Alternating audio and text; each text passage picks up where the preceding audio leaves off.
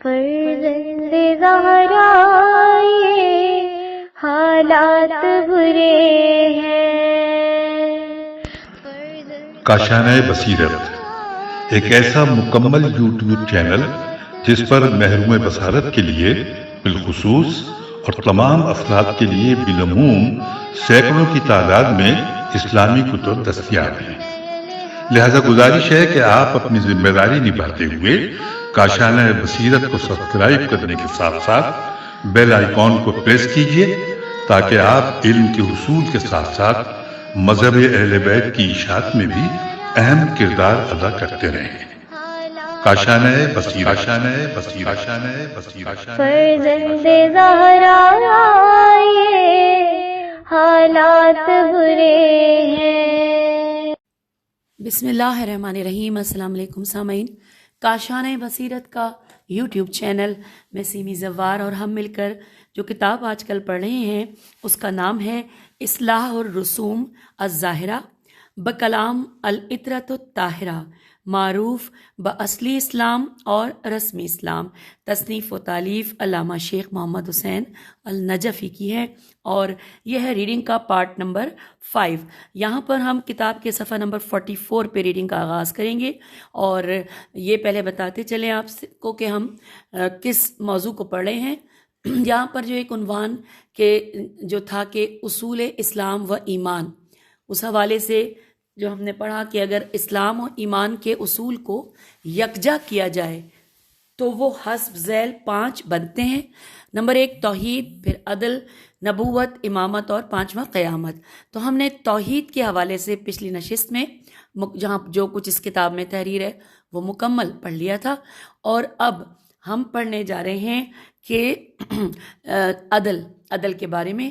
آئیے ریڈنگ کا باقاعدہ آغاز کرتے ہیں۔ جیسے کہ میں نے آپ کو بتایا پیج نمبر 44 پر عدل کے حوالے سے ایک تفصیلات کچھ یوں ہیں کہ خدا کو عادل جاننا دراصل عقیدہ توحید کا ہی ایک شعبہ ہے۔ جس طرح خدا کی ذات بلند و برتر ہے اور کامل ہے، اسی طرح اس کے افعال بھی کامل ہیں، ان میں کسی قسم کے نقص، فساد اور برائی کا گزر نہیں ہو سکتا۔ اس کا وہ قانون جو سب بندوں کو بلکہ سب مخلوق میں جاری و ساری ہے وہ ہے عدالت، یعنی اس کا ہر کام حکمت و مصلحت کے موافق ہے۔ وہ نہ کسی کی حق تلفی کرتا ہے، نہ کسی پر ظلم کرتا ہے، اور نہ کوئی عبث اور بے مقصد کام کرتا ہے۔ وہ بندوں سے بھی عدل و انصاف کا تقاضا کرتا ہے، اور اس نے انسان کو فاعل، فعلف عین لام اور عین کے ساتھ زیر بھی ہے، فاعل مختار بنایا ہے۔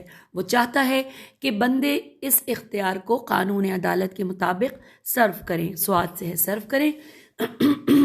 عدل کی ضد ظلم ہے۔ خدا ظالموں پر لعنت کرتا ہے، لہٰذا یہ کہتا ہے کہ انسان بالکل مجبور و مقہور، میم قاف ہے واو رے، مقہور ہے، سب کچھ خدا کرتا کراتا ہے۔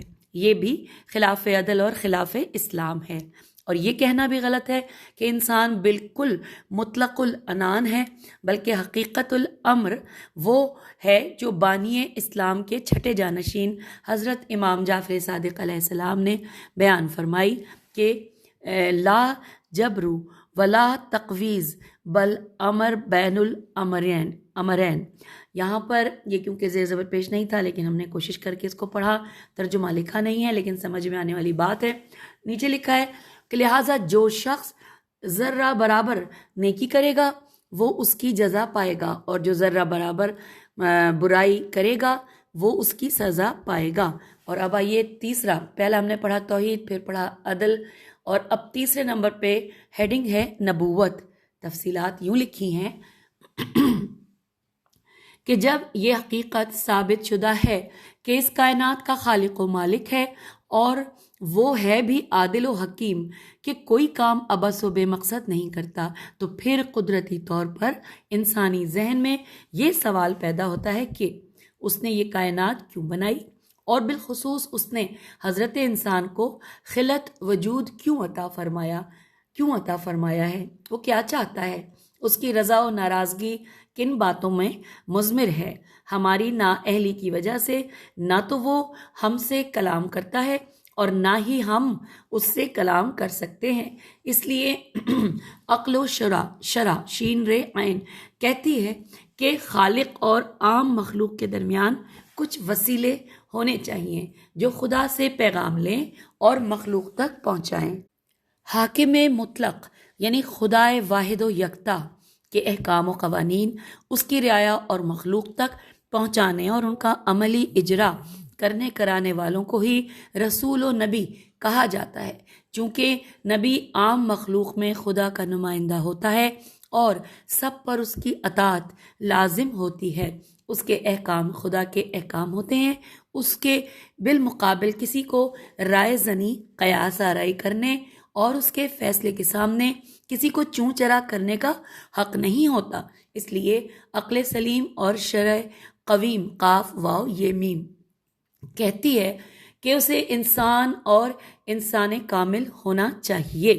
پھر لکھا ہے کہ انسان اس لیے کہ نون بے سواد پہ تشدید ہے اور سات زیر ہے، تو نبس قرآن اشرف المخلوقات ہے اور سیرت و کردار میں کامل، اس لیے کہ اس نے ناقصوں کی تربیت کر کے ان کو کامل بنانا ہے، لہٰذا خود اسے معصوم عن الخطا ہونا چاہیے کیونکہ اس نے گناہ گاروں کو نیکوکار بنانا ہے، نیز اسے لوگوں کی دینی ضروریات کا عالم اور عالم بھی علم لدنی ہونا چاہیے کیونکہ اس نے جاہلوں کو عالم بنانا ہے اور ان کو علم دین سکھانا ہے۔ اسے بہادر ہونا چاہیے کیونکہ امن ہو یا خوف، صلح ہو یا جنگ، ہر حال میں اس نے دین پہنچانا اور پھیلانا ہے۔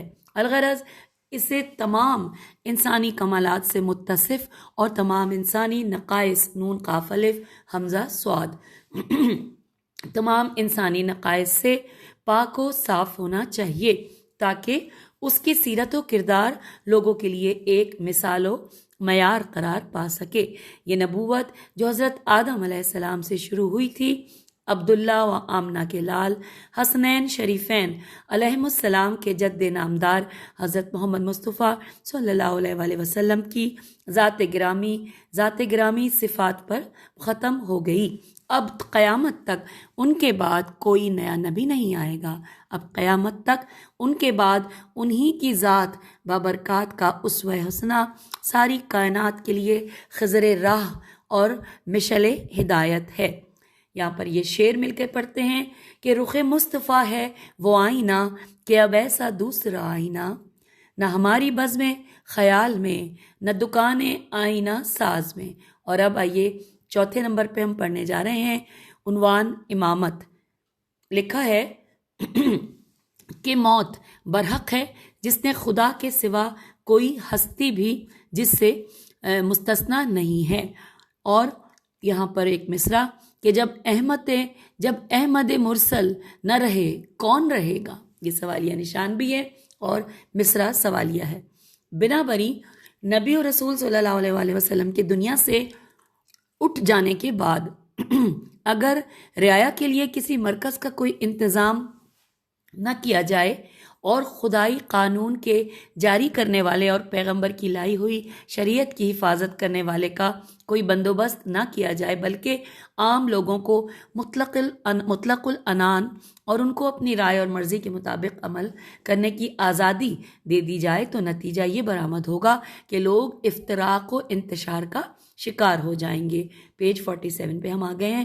اور نبی رسول صلی اللہ علیہ وآلہ وسلم نے امت میں جو نظم و ضبط پیدا کیا تھا اور جس طرح مختلف لوگوں کی شیرازہ بندی کی تھی اس کا شیرازہ بکھر جائے گا، اور اس طرح نبی و رسول کی آمد اور تقرری کا جو مقصد تھا وہ فوت ہو جائے گا۔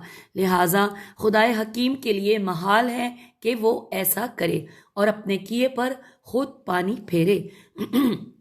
بنا بری امت کو انتشار سے بچانے، اس کے لیے مرکز قائم کرنے اور نبی کے بعد خدا کے قانون کو چلانے اور نافذ کرنے کا نام عقیدہ امامت ہے۔ جو ذات نبی و رسول صلی اللہ علیہ وآلہ وسلم مقرر کرتی ہے وہی ذات ان کے جانشین کا انتظام کرتی ہے۔ خلاصہ یہ کہ امامت نس ہے، نون سواد نس ہے اجماعی یا شورائی نہیں. پھر دوبارہ پڑھتے ہیں کہ امامت نص ہے، اجماعی یا شورائی نہیں ہے. جس طرح ہر شخص نبی اور رسول نہیں بن سکتا، بلکہ اس کے کچھ خصوصیات اس کی ہیں کہ جو اس میں پائی جاتی ہیں. ہر شخص نبی اور رسول نہیں بن سکتا، اور اس میں جو میں پائے جانے ضروری ہیں جو خصوصیات، جیسا کہ ابھی اوپر ان کو ضروری وضاحت سے بیان کیا جا چکا ہے، تو اسی طرح ہر شخص نبی کا قائم مقام بھی نہیں ہو سکتا، کیونکہ جس طرح نبی خدا کا نمائندہ ہوتا ہے، جس طرح نبی کی اطاعت خدا کی اطاعت ہوتی ہے، اسی طرح امام کی اطاعت خدا اور رسول کی اطاعت ہوتی ہے. الغرض اس مرکز میں اصلی حکومت خدا کی ہوتی ہے، اور اس کی نمائندگی میں رسول اور اس کے جانشین مرکز اتباع ہوتے ہیں اور نظام اسلام چلاتے ہیں. اسی لیے نبی کی طرح امام کے لیے بھی عصمت، علم لدنی اور شجاعت ضروری ہے. خلاصہ یہ کہ کسی نبی کی مسند کا وارث وہ ہوگا جو نبی کے اوصاف و کمالات کا آئینہ دار نظر آئے. پیغمبر اسلام کے بعد اس معیار امامت پر صرف 12 ائمہ اہل بیت علیہم السلام ہی پورے اترتے ہیں. لہٰذا خلافت الہیہ اور امامت ربانیہ کے علمبردار اور حقدار صرف وہی ذوات قادسیہ ہیں. ہم آگے پیج 48 پہ شعر لکھا ہے، بلکہ یہ ایک شعر نہیں، ایک بند ہے کہ علی ہے نفس مصطفیٰ وہی سب اس میں عادتیں، علی ہے نفس مصطفیٰ وہی سب اس میں عادتیں، سپہر تھر تھرا گیا دکھائیں وہ شجاعتیں، زمین جگمگا اٹھی وہ دل سے کی عبادتیں، تنے ابو تراب سے چمک رہی تھی آیتیں. پھر لکھا ہے رکوع میں، سجود میں، قیام میں، قعود میں، اور مخفی نہ رہے کہ اگر کسی وقت امام برحق تک دسترس نہ ہو سکے، جیسا کہ موجودہ دور میں یہی صورتحال ہے، تو جو حضرات عمومی طور پر نائب امام ہوں گے، یعنی علماء اعلام، وہی مرکز امت بن کر نظام اسلام چلائیں گے اور تبلیغ اسلام اور اس کی حفاظت کا فریضہ ادا فرمائیں گے. اور اب 5واں اور آخری عنوان قیامت. آئیے مل کر تفصیلات جانتے ہیں. خداوند عالم کے مقرر کردہ نظام اسلام کی پابندی اور اس کے مقرر کردہ نبیوں، رسولوں اور ان کے صحیح جانشینوں کی اطاعت کرنے والوں کے لیے جزا اور مخالفت کرنے والوں کے لیے سزا کا انتظام و اہتمام اشد ضروری ہے، تاکہ مطیع و فرمانبردار اور عاصی و نافرمان کے درمیان امتیاز کیا جا سکے. اسی جزا و سزا والے دن کو قیامت کا دن کہتے ہیں. قرآن مجید کا بہت سا حصہ قیامت کی حقانیت اور اس کی تفصیلات بیان کرنے سے لبریز نظر آتا ہے. اب یہاں پر اگلی ہیڈنگ آ گئی ہے فروع دین. آئیے مل کر پڑھتے ہیں. پیج 49 پر ہم آ جائیں گے. ایک لائن پڑھنے کے بعد لکھا ہے انسان کی انفرادی اور اجتماعی زندگی کی ترقی اور اسے بنانے سنوارنے کی خاطر خالق حکیم نے کچھ احکام جاری کیے ہیں اور کچھ فرائض مقرر کیے ہیں. کچھ حقوق اللہ اور کچھ حقوق الناس معین فرمائے ہیں. الغرض خدائے حکیم نے انسان کی دنیاوی زندگی کی اصلاح اور اخروی فوز و فلاح فے واو زے واو فے لام الف ہے کے لیے کچھ عبادات، کچھ معاملات اور کچھ عقود اور کچھ ایقاعات عین قاف واو دال عقود اور الف یہ قاف الف عین الف تے مقرر کیے ہیں، جن کو بالکل اسی طرح بجا لانا ضروری ہے جس طرح خدا نے بنائے اور بانی اسلام نے پہنچائے ہیں. اپنی ذاتی رائے و قیاس سے ان میں کسی قسم کی کمی بیشی یا ترمیم و تنسیخ کرنا ہرگز جائز نہیں ہے. انہی چیزوں کے مجموعے کا نام فروع دین ہے، جن کی پیروی کرنا ایک مسلمان کے لیے اس قدر ضروری ہے کہ اس کے بغیر اسلام کا مقصد ہی حاصل نہیں ہوتا. یہاں ان چیزوں کی تفصیلات میں جانا مقصود نہیں، کیونکہ ان کا اصلی مقام فقہ ہے، جہاں سب اوامر نواہی اور سب حقوق و فرائض تفصیلاً مذکور ہیں.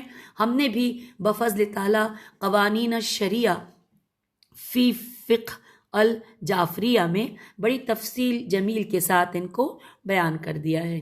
تفصیلات دیکھنے کے خواہش مند حضرات وہاں رجوع فرمائیں۔ یہاں تو صرف یہ بتانا مطلوب ہے کہ اسلام کا مقصد ایک ایسی قوم پیدا کرنا ہے جو اپنے خالق و مالک کی بادشاہت کو دل و جان سے تسلیم کرے اور اپنی رائے و قیاس کو، ذاتی خواہشات و اختراعات کو چھوڑ کر اس کے مقرر کردہ حاکم یعنی رسول اللہ صلی اللہ علیہ وآلہ وسلم اور اس کے حقیقی نائبین یعنی ائمہ طاہرین علیہم السلام کے احکام پر بڑی مضبوطی و استواری کے ساتھ عمل کرے، تاکہ وہ ہر قسم کے تشتت تے شین تے یہ جو تشتت و افتراق الف فے تیرے الف قاف اور باہمی اختلافات سے بچتے ہوئے شاہراہ ترقی پر گامزن ہو سکے اور اس طرح دنیا میں عزت و عظمت کے ساتھ زندگی گزار کر آخرت میں دائمی فوز و فلاح کر سکے۔ ہم کتاب کے صفحہ 50 پر آ گئے ہیں اور یہاں پر اب ہم پڑھنے جا رہے ہیں تذنیب تے زال نون یہ بے۔ تفصیلات کچھ یوں ہیں کہ ان سب معلوم ہوتا ہے کہ یہاں وہ جامع حدیث شریف پیش کر دی جائے کہ جو اکثر عقائد اسلامیہ و ایمانیہ پر مشتمل ہے، جسے رئیس المحدثین کہا حضرت شیخ صدوق علیہ رحمہ نے اپنی کتاب التوحید میں درج فرمایا ہے، اور اس سے دوسرے علماء اعلام نے اپنی اپنی کتابوں میں درج کیا ہے۔ چنانچہ جناب شہزادہ عبدالعظیم بن عبداللہ حسنی بیان کرتے ہیں کہ بحذف الاسناد، یہاں پہ بریکٹ میں نام لکھا ہے بحذف الاسناد، اور یہاں پر یہ عربی میں پورا صفحہ ہے، بلکہ یہ میں دیکھ رہی ہوں کہ یہ تو 2 صفحات ہیں، ہم یعنی کہ پیج 52 پہ آ گئے ہیں، اور یہاں پر ترجمہ ہے حدیث کا، ہم وہ مل کر پڑھتے ہیں، کیونکہ جو حدیث لکھی گئی ہے اس میں زیر زبر پیش کچھ بھی نہیں ہے، کیونکہ ہم اہل عربی کے حوالے سے اہل زبان نہیں ہیں، اس لیے ہم اس کو پڑھیں گے، بہت سی غلطیاں کر سکتے ہیں۔ ترجمہ حدیث پڑھتے ہیں۔ لکھا ہے کہ اس جلیل القدر حدیث کی شرح و بست بے سین توئے کے لیے تو ایک دفتر درکار ہے، لیکن ہم بتقاضائے وقت و گنجائش صرف اس کے مطلب خیز ترجمے پر اکتفا کرتے ہیں۔ ترجمہ یوں ہے، انورٹڈ کاما، حضرت شہزادہ عبدالعظیم بیان کرتے ہیں کہ میں ایک بار اپنے مولا و آقا حضرت امام علی نقی علیہ السلام کی خدمت میں حاضر ہوا۔ جب آن جناب نے مجھے دیکھا تو فرمایا، مرحبا اے ابو القاسم، تم ہمارے حقیقی موالی ہو۔ میں نے عرض کیا، فرزند رسول صلی اللہ علیہ وآلہ وسلم، میں چاہتا ہوں کہ اپنا دین و اعتقاد آپ کی خدمت میں پیش کروں، تاکہ اگر پسندیدہ ہو تو تعزیز اس پر ثابت قدم رہوں، بصورت دیگر اس سے عدول کروں۔ امام علی المقام نے فرمایا کہ ہاں اے ابو القاسم، پیش کرو۔ میں نے عرض کیا کہ توحید کے بارے میں کہ میرا یہ عقیدہ ہے کہ خداوند عالم ذات و صفات میں واحد یگانہ ہے، کوئی بھی اس کا ہمسر و نظیر نہیں ہے، وہ ابطال و تشبیہ کی دونوں حدوں سے خارج ہے، نہ تو وہ معطل محض یعنی معدوم ہے اور نہ ہی ذات و صفات پہ مخلوق کی مانند ہے، اور نہ وہ جسم و صورت رکھتا ہے اور نہ ہی وہ عرض و جوہر کی قسم سے ہے، بلکہ وہ جسموں کو جسم بنانے والا، صورتوں کو صورت عطا کرنے والا اور اعراض و جواہر کا خالق ہے۔ پھر خالق اپنی مخلوق اور صانع اپنی مصنوع میم صاد نون واو عین کے ساتھ کیوں کر متصف ہو سکتا ہے؟ یہاں سوالیہ نشان۔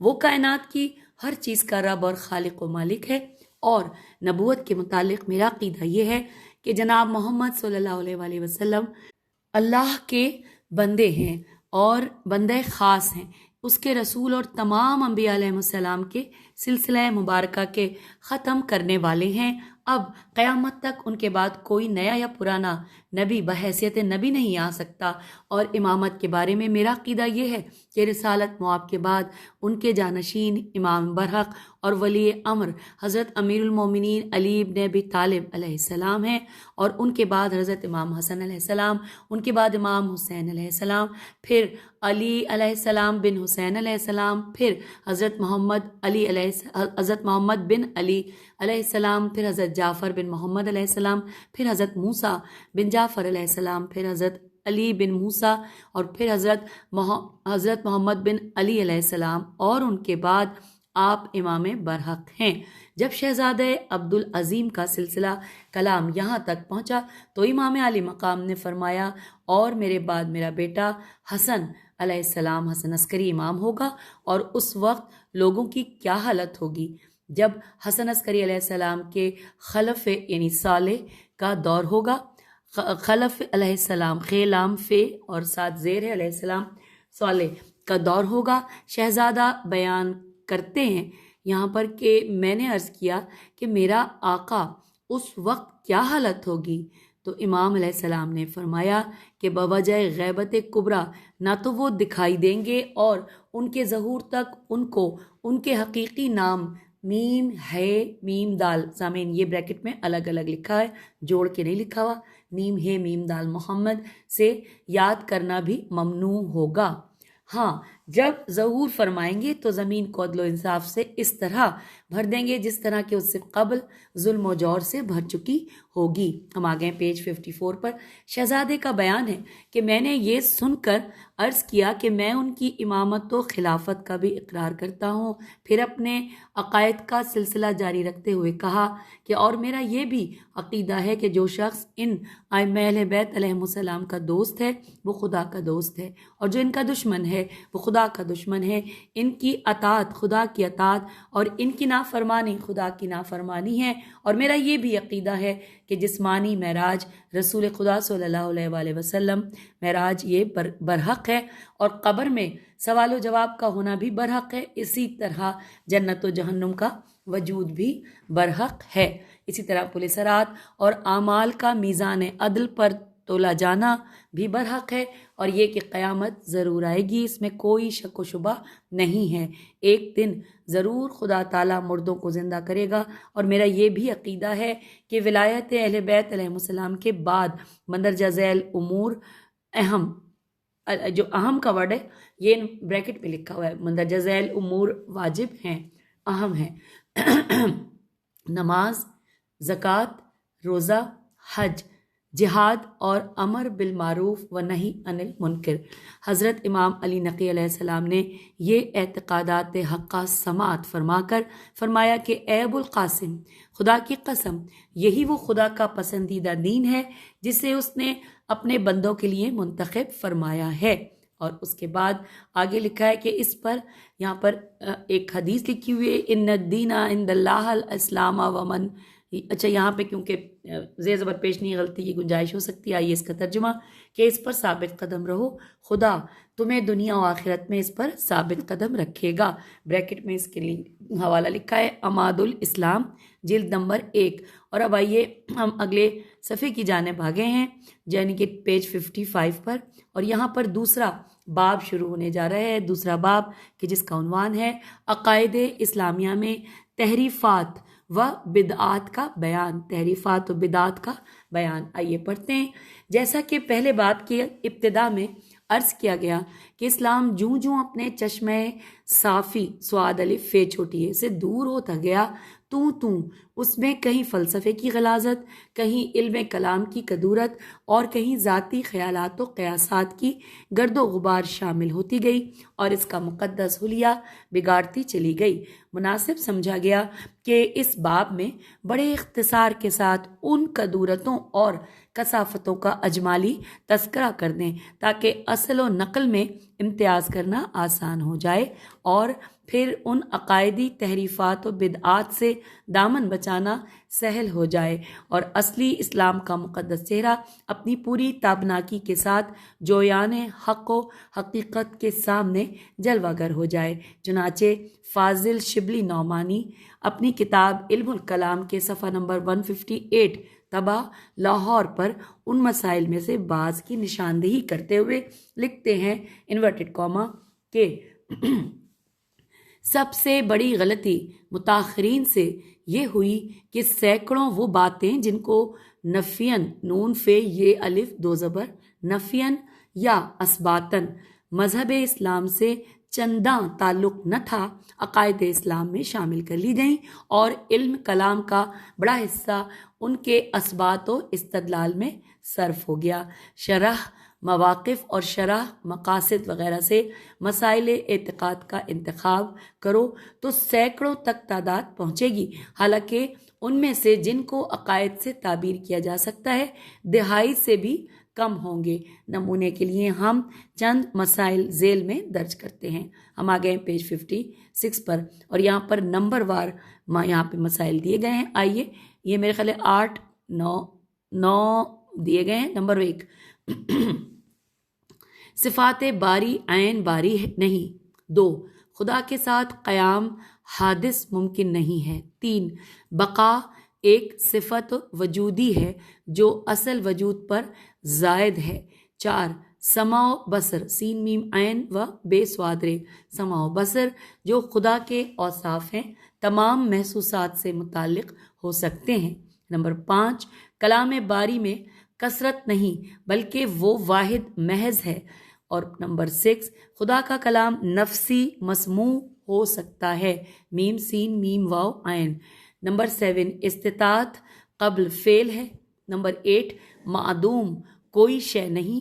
نمبر 9، جسم شرط حیات نہیں۔ اور نمبر 10، علت احتیاج حدوث ہے نہ امکان۔ پھر لکھا ہے کہ دوسری غلطی یہ ہوئی کہ بہت سے عقائد میں شارع نے شین الف ر عین شارع نے جس قدر تصریح کی تھی اس پر اضافہ کیا گیا اور ان اضافوں کو جزء عقیدہ قرار دیا گیا، اور چونکہ یہ ایجادات اکثر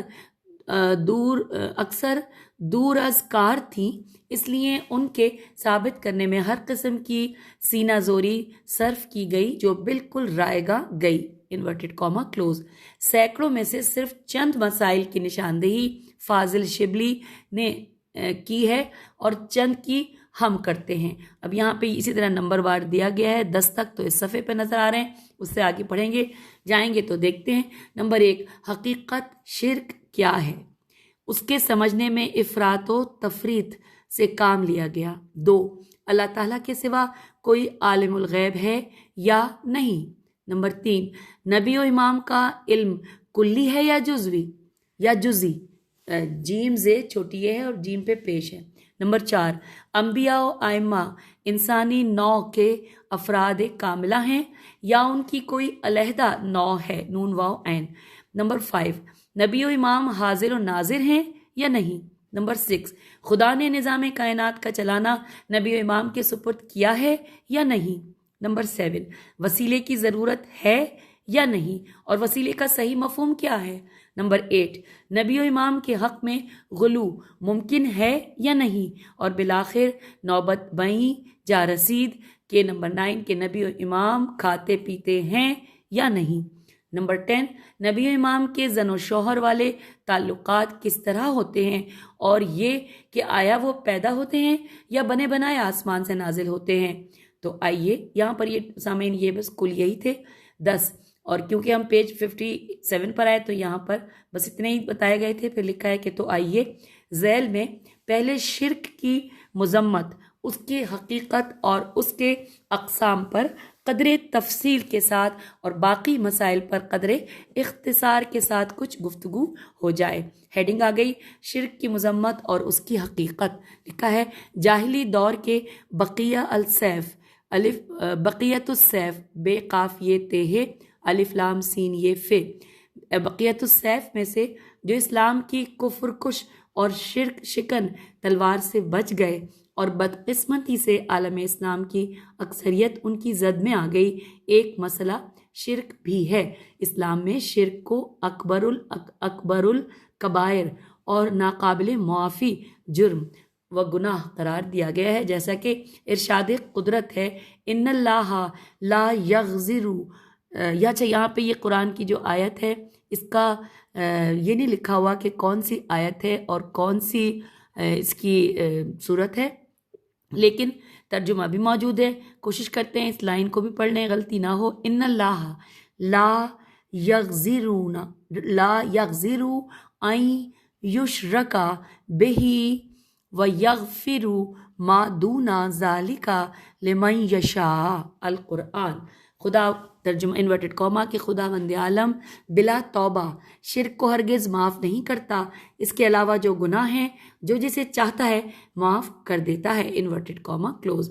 بلکہ حقیقت یہ ہے کہ ہر قسم کے شرک سے پاک عقیدہ توحید ہی اسلام کا ترہ امتیاز ہے، ورنہ خداوند عالم کی ذات پر اجمالی اعتقاد و ایمان کو اسلام سے پہلے بھی تمام مذہب و ادیان میں موجود تھا۔ ارشاد ہوتا ہے، یہاں پر ہم ترجمہ پڑھ لیتے ہیں کیونکہ یہ نہیں لکھا کہ کون سی صورت اور آیت ہے، لیکن کوشش کرتے ہیں کہ شاید عربی بھی ہم پڑھ ہی لیں۔ لکھا ہے وَلَئِن سَأَلْتُهُمْ مَنْ خَلَقَ السَّمَاوَاتِ وَالْأَرْضَ لَيَقُولَنَّ اللَّهِ، کہ اگر تم ان سے پوچھو کہ آسمان اور زمین کو کس نے پیدا کیا تو یقیناً کہیں گے کہ اللہ نے۔ پھر لکھا ہے انورٹڈ کاما کلوز، رسول خدا صلی اللہ علیہ وآلہ وسلم سے منقول ہے کہ من ماتا ولم یشرک باللہ شیئا دخل الجنت، کہ جو شخص اس حالت میں مرے کہ اس نے کسی چیز کو خدا کا شریک قرار نہ دیا ہو، وہ بلا شبہ جنت میں داخل ہوگا۔ حوالہ ہے توحید شیخ سدو، پیج 58 پہ ہم آ گئے۔ پھر لکھا ہے دوسری حدیث میں یوں فرمایا کہ من ماتا یشرک باللہ دخل النار، کہ جو شخص اس حال میں مرے کہ شرک کرتا ہو وہ جہنم میں داخل ہوگا۔ حوالہ ہے بہار جلد نمبر 2۔ قرآن مجید میں بھی ہے۔ اب قرآن مجید میں جو لکھا ہوا ہے، آئیے ہم اس کا ترجمہ پڑھتے ہیں، نہیں پہلے عربی کی کوشش کرتے ہیں پھر ترجمہ پڑھ لیں گے۔ کہ میں یشرک باللہ فقد حرم اللہ علیہ الجنت، کہ جو شخص شرک کرے خدا نے اس پر جنت حرام قرار دے دی ہے، انورٹڈ کاما کلوز۔ پھر لکھا ہے کہ اور اس کے باوجود امت مرحومہ کی اکثریت کسی نہ کسی رنگ میں شرک جیسے مہلک مرض میں مبتلا ہے۔ خود خدائے علیم و خبیر خبر دیتا ہے، سورہ یوسف رکو نمبر 6 کہ وما یؤمن اکثرہم باللہ الا وہم مشرکون، کہ اکثر لوگ ایمان نہیں لاتے مگر اس حالت میں کہ وہ مشرک بھی ہوتے ہیں۔ خلاصہ یہ کہ غیر اللہ کے ساتھ وہ معاملہ کرنا جو صرف خداوند عالم کے ساتھ روا رکھنا چاہیے وہ شرک ہے۔ اور اب آئیے اس کے بعد جو ہم پڑھیں گے اس سے ہیڈنگ ہے شرک جلی و شرک خفی، خیف چھوٹی ہے۔ لکھا ہے اس شرک کی کئی قسمیں ہیں۔ نمبر 1 شرک جلی، 2 شرک خفی، پھر ان دونوں قسموں کے آگے کئی قسمیں ہیں۔ اس موضوع کی اہمیت کے پیش نظر بڑے اختصار کے ساتھ ذیل میں ان اقسام کا اجمالی تذکرہ کیا جاتا ہے۔ تفصیل کے خواہش مند حضرات ہماری کتاب احسن الفوائد کی طرف رجوع کرے۔ تو سامعین، یہاں شرک جلی و خفی کے بارے میں بالکل 2-3 لائنیں پڑھنے کے بعد ہم آپ سے اجازت چاہیں گے، کیونکہ اچانک گھڑی پہ نظر پڑی تو 32 منٹ سے زیادہ ہو گئے ہیں۔ پیج 58 پر آپ سے اجازت، جبکہ پیج 59 پر ہم پڑھیں گے ہیڈنگ شرک جلی کے 4 گانا اقسام کا بیان۔ تو اجازت دیجیے، خدا حافظ، فی امان اللہ۔